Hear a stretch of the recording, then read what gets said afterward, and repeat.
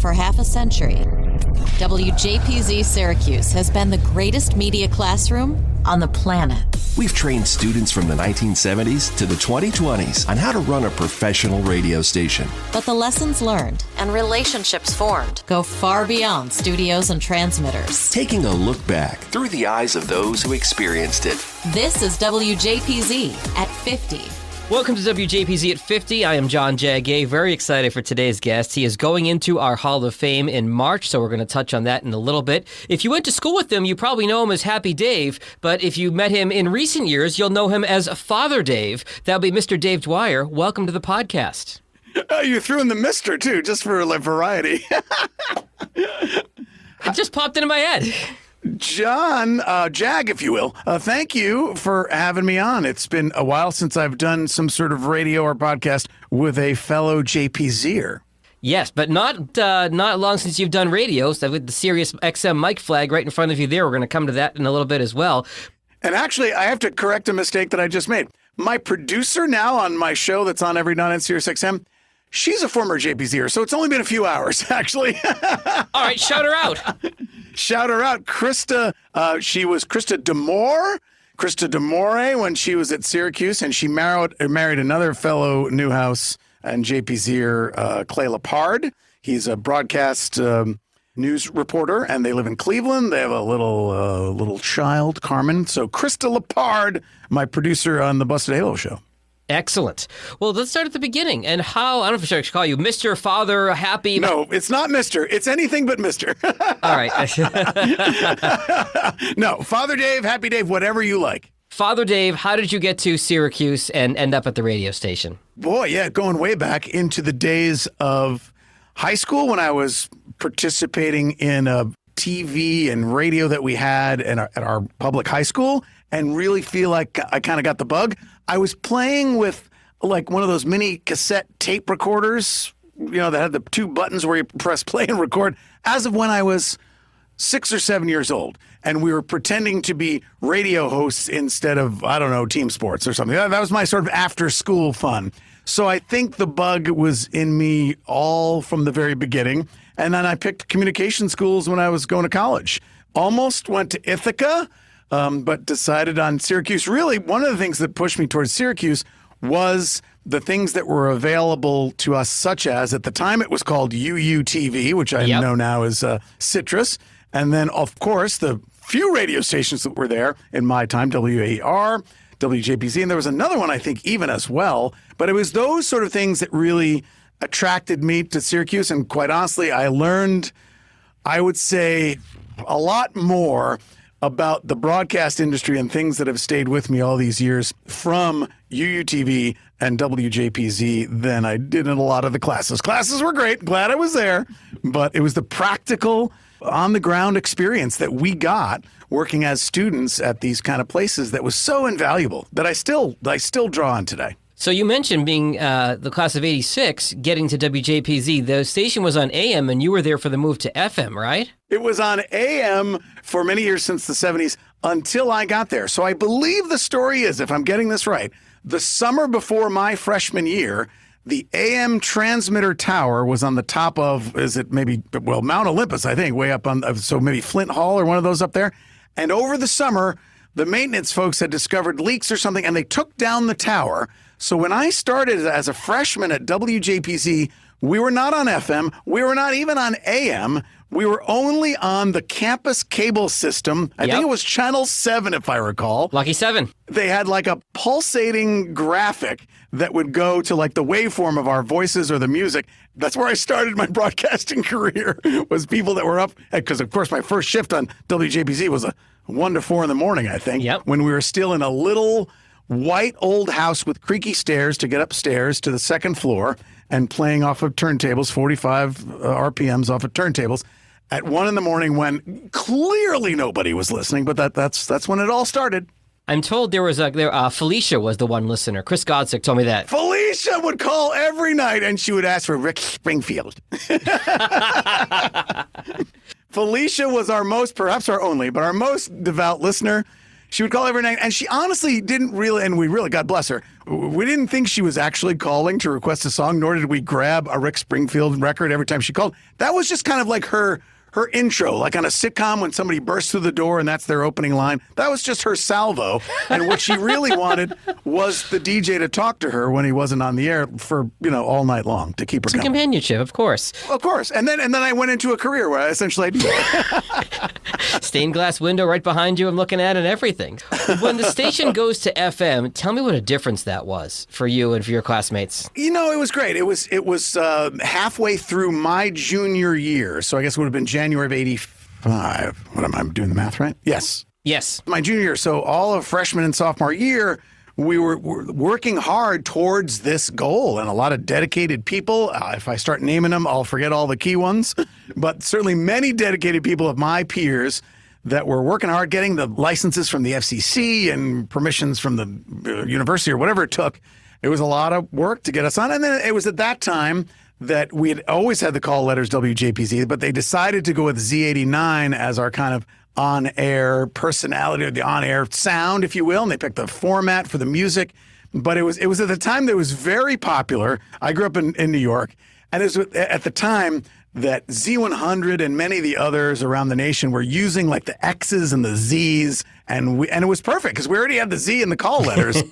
So I guess when they got 89.1, they're like, boom, let's do it, Z89. So that was a very exciting time. I was there standing in the station offices and studios when we flipped the switch. And it's a moment in my life I will never forget. It was a great culmination. I've been a part of other startup things in media since then. I was at the launch of Comedy Central.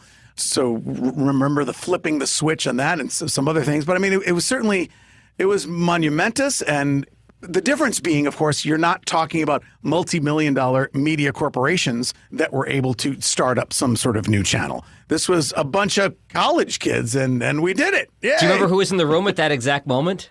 Well, I remember Chris Mossman was on the air. Larry Barron was there. Dave Levin, I think, was who's to my left and to my right. Mary Mancini. These were the folks that were in that original cadre, and I'm pretty sure we were all there as we're flipping the switch.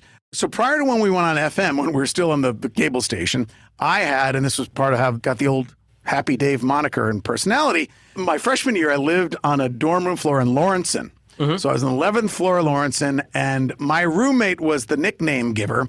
And there was 5 guys on my floor. It was an all-guys floor. So maybe, 25 guys if you got 2 guys in a room or something. So of those guys, 5 of us were named David. He was the one that chose nicknames. And long before I was ever on the air or had a personality or anything, before I had an on-air radio personality, he had nicknamed me Happy Dave. So everybody at the dorm called me Happy Dave. Oh. And when I went to audition for JPZ, Steve Simpson was the program director. And Steve Simpson, and he was at, Y90? Y94, yeah. Y94. So Steve Simpson, he went by Tommy St. John on the air. Tommy St. John at Y94. So he was the program director. And I remember coming up as a squeaky little wet behind the ears freshman, handing him whatever, my little form that I filled out or something. And he looks down the paper, he goes, Dave Dwyer, that's a great radio name. Don't ever change it. And so at the beginning, when I was playing for Felicia at 1 in the morning, I hadn't developed all the skills yet. So it's like, here we go, putting on the Rick Springfield for you. It's Dave Dwyer on WJPZ. And then at some moment, one of those nights, late at night, it came to me that back at the dorm, everybody's calling me Happy Dave.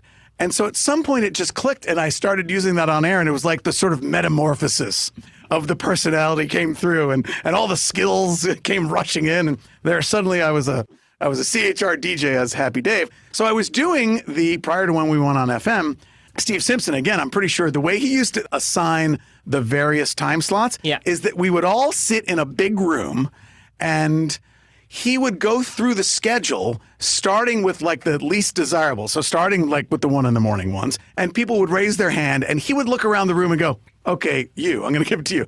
And I was sort of holding out, and I was still, this I guess was the end of my freshman year. Yeah, it was the end of my freshman year because I'd only done 1 semester. I did the spring semester at the 1 to 4 in the morning, obviously the starter slot. And I didn't deserve to be what I was kind of holding out for. So he got to, just because in my head, because I was already Happy Dave, I was holding out for 4 to 7 on Friday, which of course is happy hour. Ah. So when he gets to 4 to 7 on Friday, there's other people in the room that have way more experience and have been around for longer and are more professional. And he says 4 to 7 Friday, and I raise my hand, and he just looked over. He goes, I'm going to give it to him. No kidding.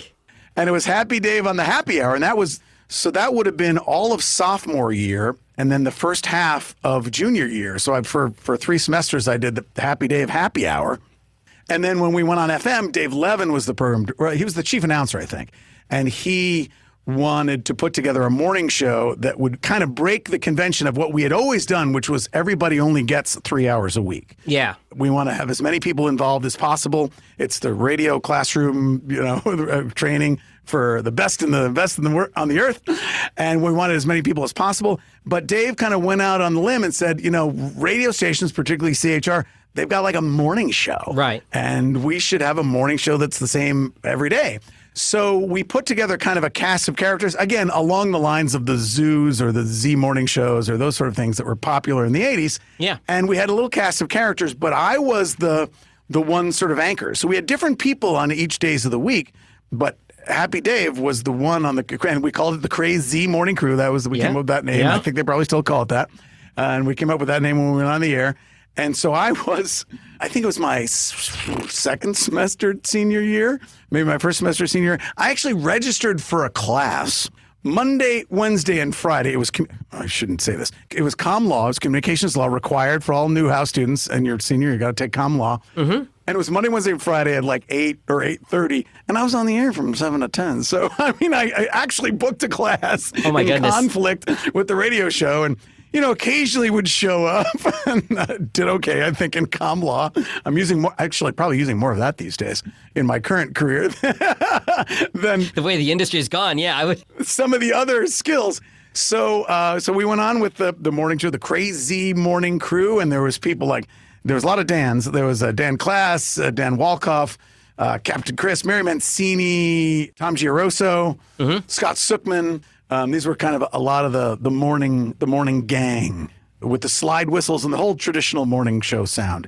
Contests. We would have things to give away, like 2 tickets to the whatever cinema, and we'd do all these crazy contests, and people would call in. We'd act like we were, but we'd act like a real radio station where we weren't giving away trips to Florida. Actually, to their credit, later on in my time, and certainly after my time, the ad sales people did get some pretty significant prizes. It wasn't just cupcakes anymore. Cash and cars and everything, yeah. A lot of people I've talked to from the mid-'80s, Dave, talked about you and your role anchoring that morning show. Any particular bits come to mind that you remember doing or being a part of during those days? What I do remember is that when people would call in, and I remember we used this clip for a while in some sort of on-air promo, but people calling in, I remember one particular saying, Happy Dave, I like him, he's funny. And I always thought to myself, I'm not the funny one. I'm sort of a little bit of the ringmaster, but primarily I'm the guy who laughs.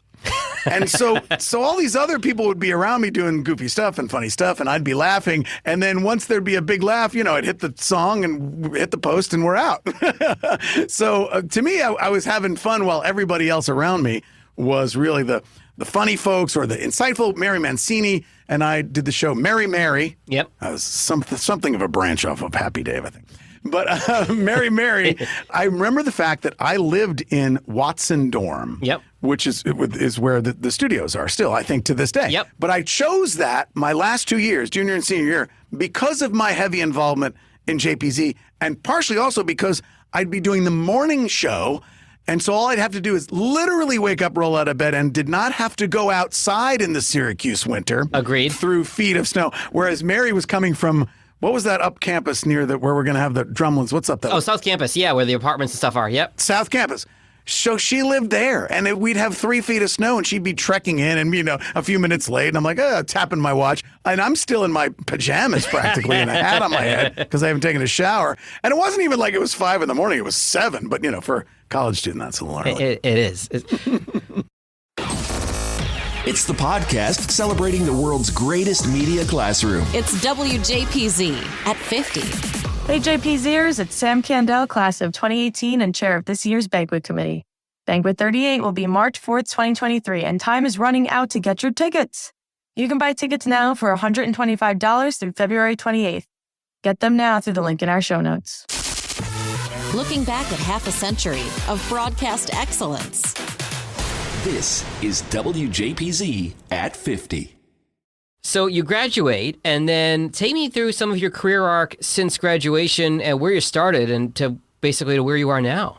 Graduating Syracuse, I had been working, I'm talking obviously mostly about radio now, but I'd also been very involved in television, UUTV, and directing, and my major was TRF production. Mm-hmm. I did my senior thesis with Danny Zucker, who went on to become an executive producer of Modern Family. Yep. And essentially, he was just as funny and creative back then. So it was really kind of a Danny Zucker show. He had interned, I think, the summer before at something like Entertainment Tonight or one of those shows where he was able to get, as they're like miking up a celebrity, he was able to get sound bites for them as if it was a retrospect about his career. So that's what we did. The show that we did for our senior thesis was as if he was a sort of a failing or a disappeared big celebrity star. And all these people like, you know, Martin Sheen and Roseanne Arquette were like saying, oh, yes, Danny's very much. So we built a whole show around that. That was my senior thesis. So I loved directing television, directing live, multi-camera, but also putting things together. So, I mean, this was my major. A lot of people like counseled me, that people that worked at UUTV and JPZ said, you know, we get all that experience here. You should major in something else. So like a lot of the people that worked at UUTV were broadcast management or even a completely different major, something else, you know, for the backup career or whatever. I think the 80s was right on the cusp of when people started having to need, you know, 3 and 4 different majors and backup careers. It was still kind of the more traditional 4 years, here's my major, I got a job. So, I mean, people would say that to me, and I'm like, no, this is what I love to do. I don't want to run a TV station as a manager and do the budgets. I want to be behind the camera and say action and all that. Take camera one. Yeah. So when I graduated, I was really kind of split because I loved my time at JPZ, and obviously that senior year doing the morning show. There was even a tad bit. I had a little bit of my 15 minutes of fame with advertisements in the newspaper if I was spinning at either Fagan's or wherever. So, I mean, I graduated, honest to God, with 2 resumes. Not that it matters these days. People probably change it every day. But when you had to go to like a Kinko's and have them printed up and do 500 of them, I had 2 different resumes. One for radio on air and other broadcast journalism type stuff if I wanted to do whatever, sort of news anchoring or something. But then a separate resume for TV production. I had worked at MTV as an intern in their production department over the summers. And so I really was kind of split when I graduated as to what career path I would take. And through not a lot of great discernment or pro and con weighing, I just kind of went with production and not on air, and I went back to MTV because I'd interned there, and I had a little job right out of college where I was literally the tape librarian writing numbers on the sides of like George Michael interview tape 1. And, you know, I'd have to put it on the shelf and somebody would come in and go, where's that dang George Michael interview? Why don't you use that clip again? I'm like, that's right here. I happen to have it. I'm the tape librarian. So that was my first job out of college. But eventually MTV still in the mid 80s was such a young and fast growing company and place to work that, I mean, I started as a nothing, and within, I'm going to say 8 or 9 months, I was literally producing TV shows in their long-form department. What kind of shows?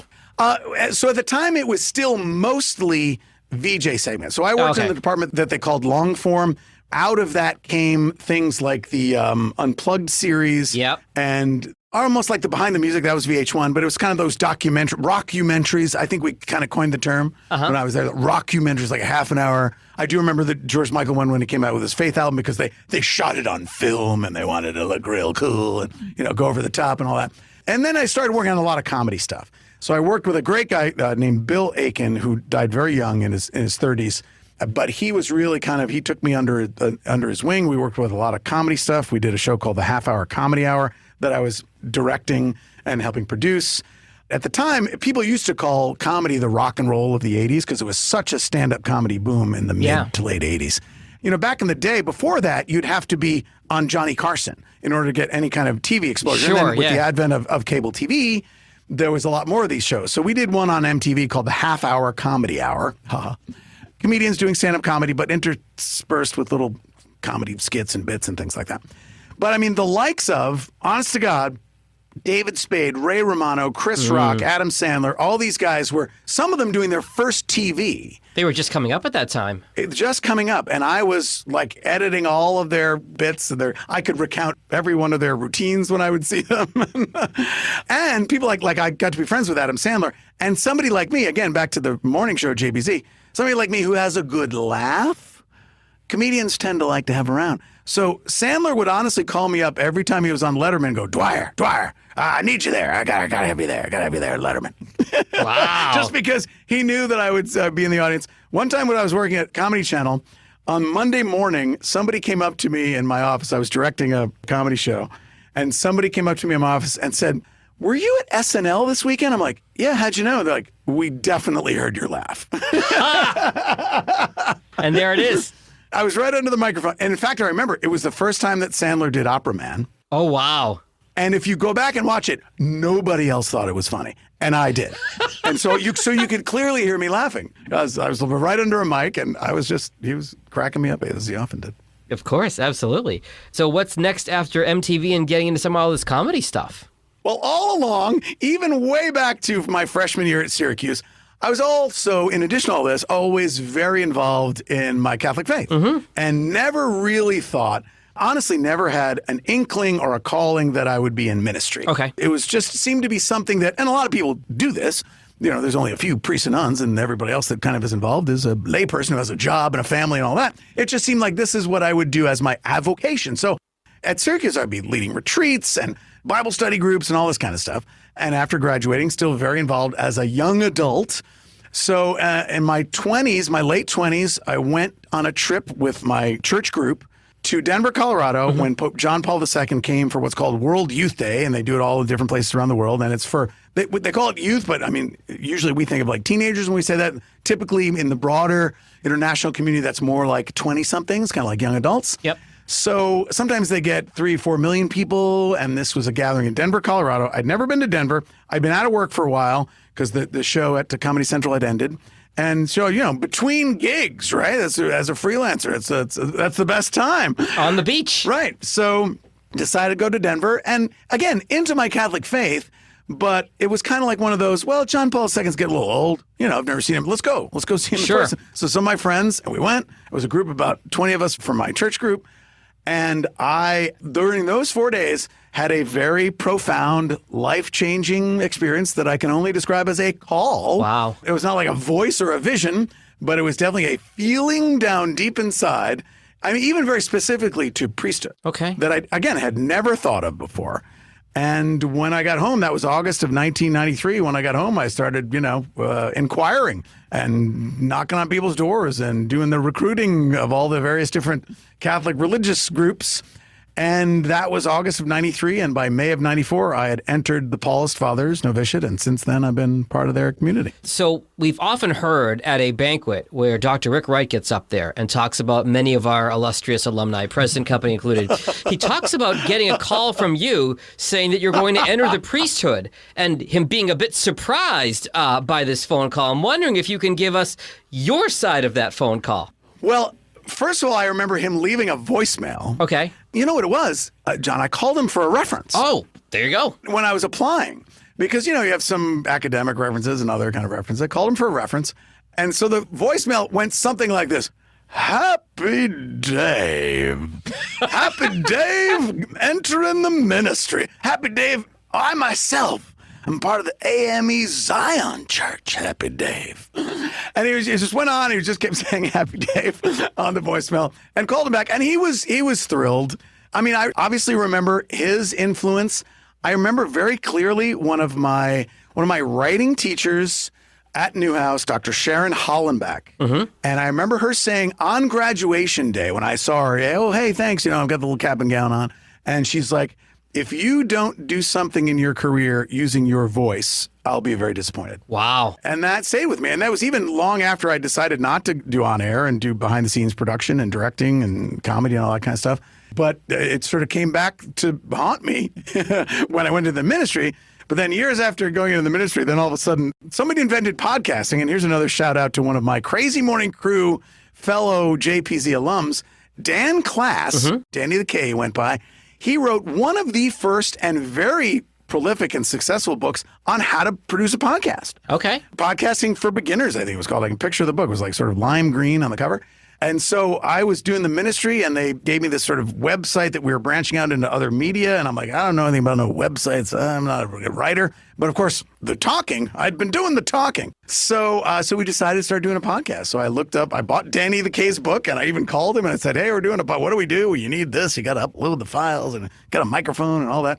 And of course, remembering back when we were at JPZ, remembering all the stuff. So I bought compressors and nice mics and everything.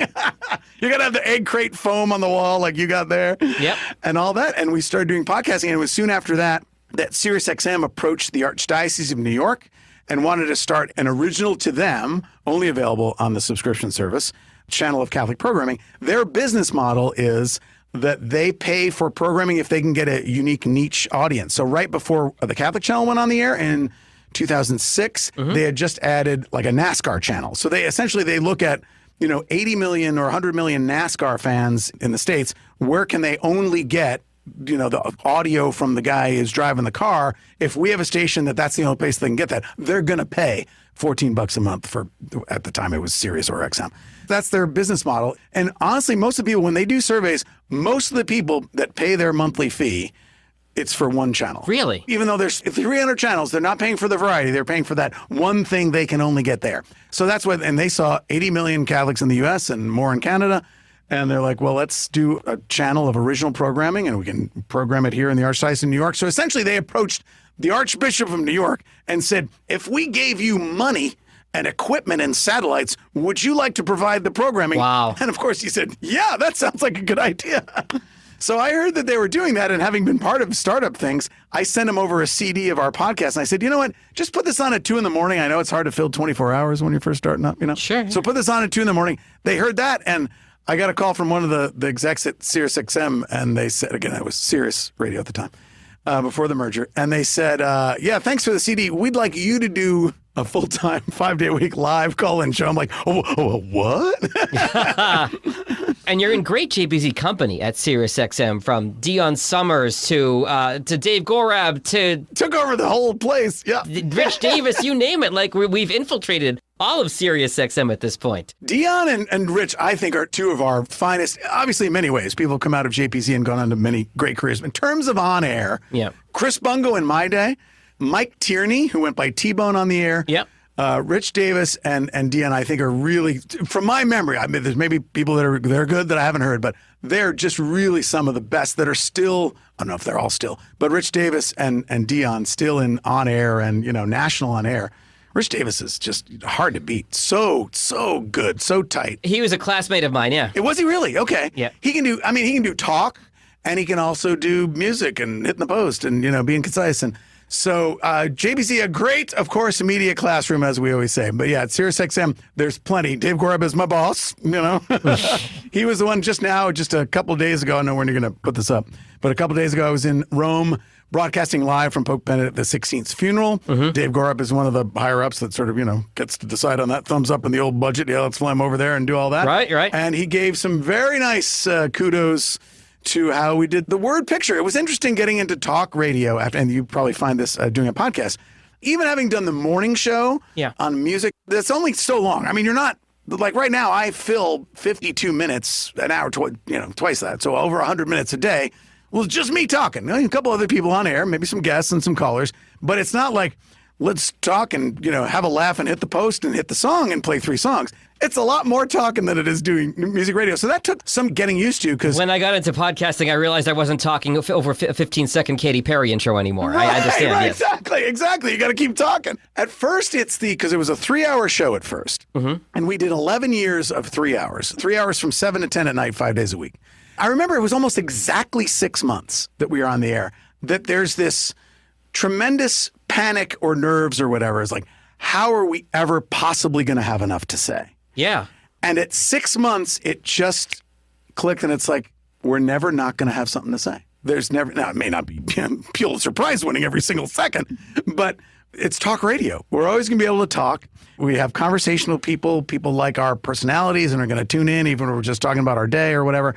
So it was almost exactly 6 months that they just clicked, that little switch in the back of your head that it's not like, okay, well, let's prepare for the show, but we don't have to have that panic that there's no way anybody could possibly ever fill 3 hours. Well, with that in mind, Father Dave, give me the elevator pitch. What do you cover in the show? What's talked about in the show on an average night? Realizing, of course, no two nights are the same. Well, it's called the Busted Halo Show.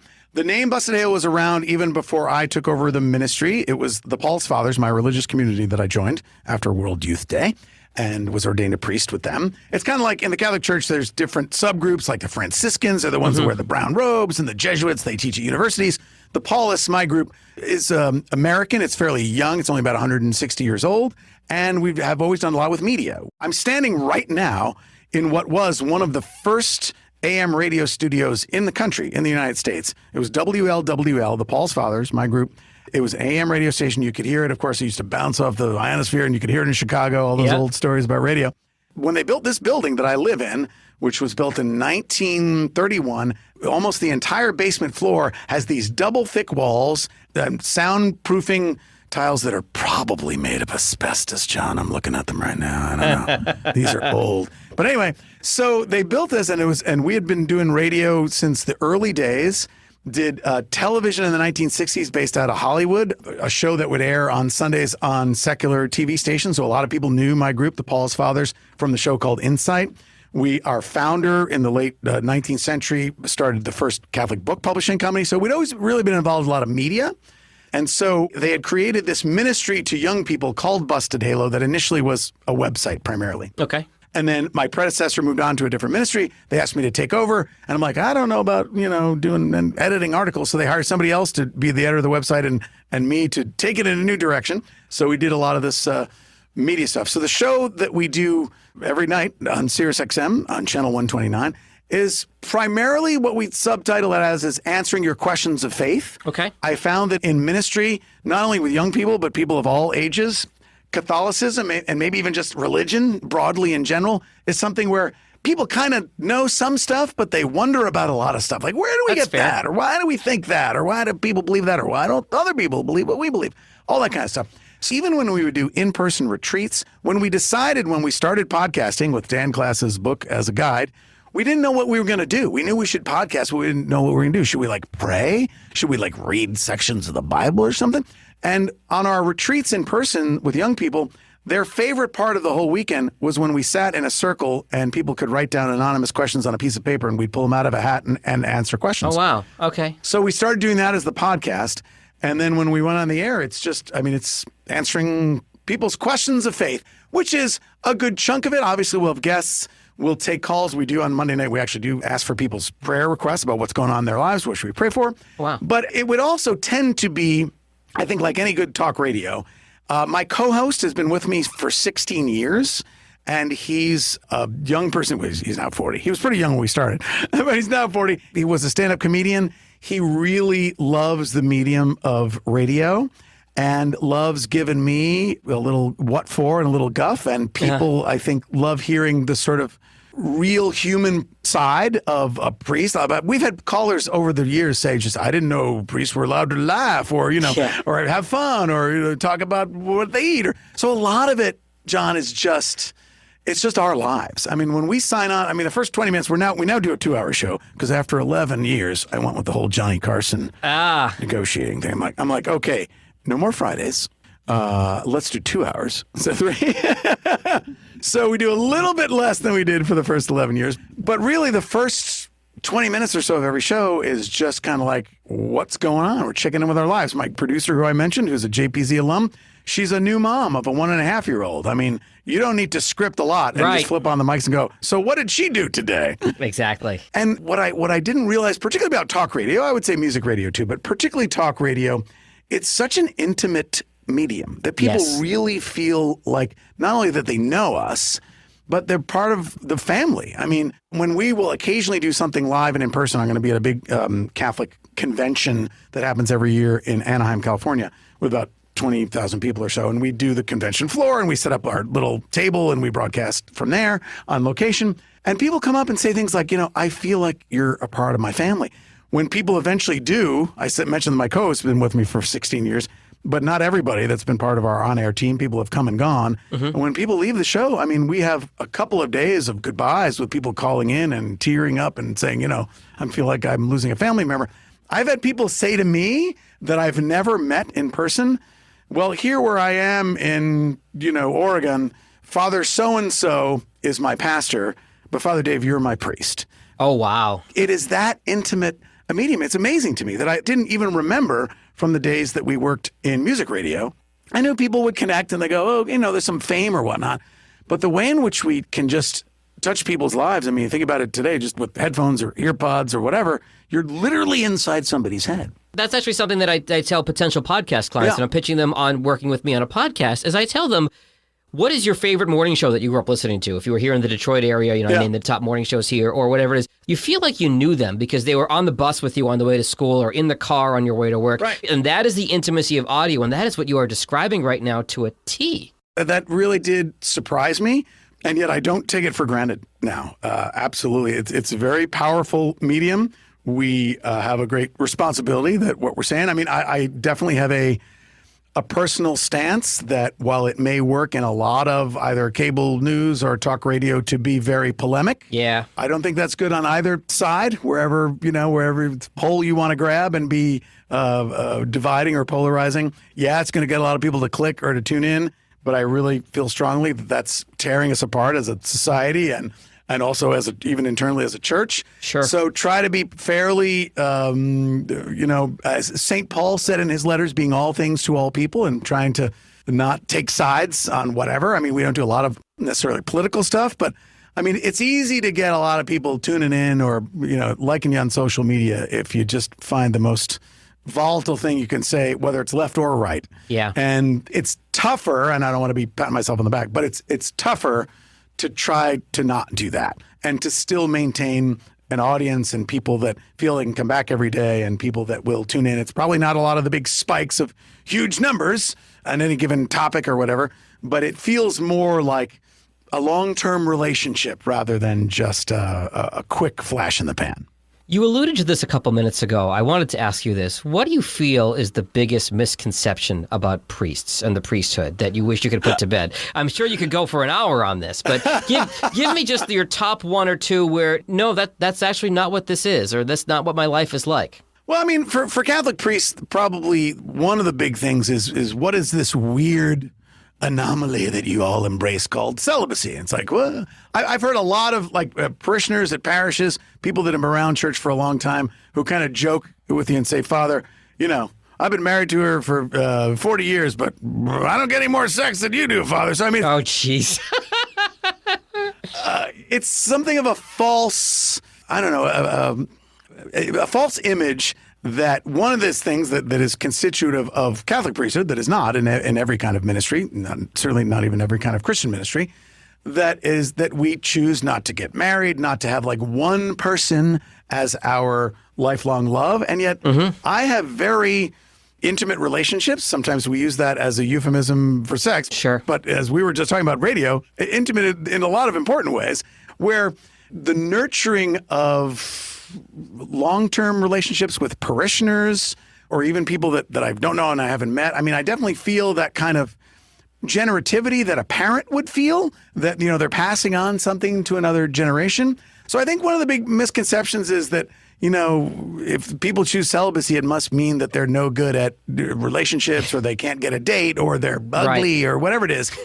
And, any of the best choices in life, I would argue, are choices between two goods. So the church doesn't say that being married and having children is a bad thing and you should choose this over that. It's that all of these things are good for society, for church, and for people's individual lives to be living out. But this is one good that is different than the good that we see. And quite frankly, of course, we can definitely point to stories about the priesthood where it's spiraled and gone wrong. Of course. And that's been something that's very much harmed the people of God over the last several decades of awareness, and more than that it's been happening. Yeah. But, you also don't have to look far to see that the other thing in life that's held up as the more normal thing doesn't always work out perfectly either. And so it's interesting that people just kind of look at something that's markedly different than a lot of what the societal norms are, i.e. choosing celibacy, and just say like, oh, how could anybody ever do that? That's such a unique or special or weird, or there's something wrong with you. And it's like, well, I see a lot of people that have chosen the kind of normal thing that I seem to be a lot more content in my life and nurtured by my relationships than that. Not to say that I necessarily have to justify this choice by saying other things go wrong, but it's just that when you ask about the misconception, I think oftentimes it's quite the opposite of what people think.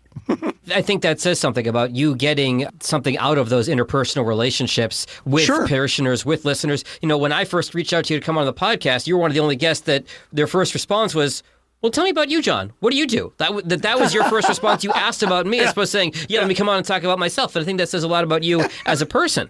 Let me bring it back around to WJPZ before we wrap up, Father Dave. And you are being inducted into our Hall of Fame, joining a select group here this March. Tell me what that moment or what that means to you to get that kind of recognition.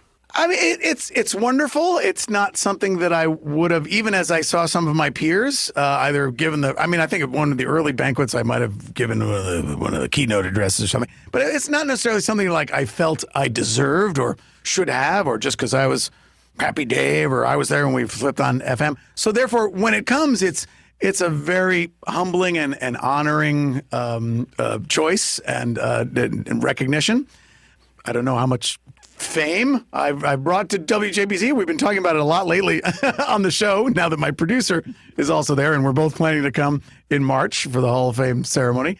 But it's of the many awards and things that I've had on the years of my career, for me, it's all a way of possibly reaching more people. So if there's more recognition, if there's more on the resume, or just recently I was persuaded to write a book, which I really didn't want to do. But those are other ways in which, not for me and not so that the name Happy Dave or Father Dave can be higher up there, or that it's certainly not about making money, because none of my money goes to me. But it's really just about the mission. I mean, that's what we talk about in my line of work, that this is really about reaching people. When we first started, I think this is probably the best answer to that. When we first started the Catholic channel at SiriusXM, the other priests in my religious community said, well, this might be a good opportunity, but if it turns into really just like the same old folks who are diehards and go to church all the time, we'd really rather be reaching people that are not in the pews. Right. And that have questions about church or faith or don't feel like they're welcome. And really within the first couple of weeks or months, and still until this day, 16 years later, people all the time say, I haven't been to church in a long time, and I got this subscription free with my car, and I was flipping around and found you guys, and I've completely reconnected with my faith. That's why I do what I do. That's why I would accept any award or recognition, is to hopefully do that some more and reach some more people for the kingdom of God. I think that is a wonderful place to leave it. Congratulations on your upcoming induction into the WJPZ Hall of Fame. Thank you. Happy Dave, Father Dave. I won't say Mr. again, I promise. Happy Dave, Father Dave. Thank you so much for coming on the podcast today, sharing some of your experience with us, and look forward to seeing you in March. Thanks for having me. It's SiriusXM 129, 6 to 8 p.m. Eastern Time every night.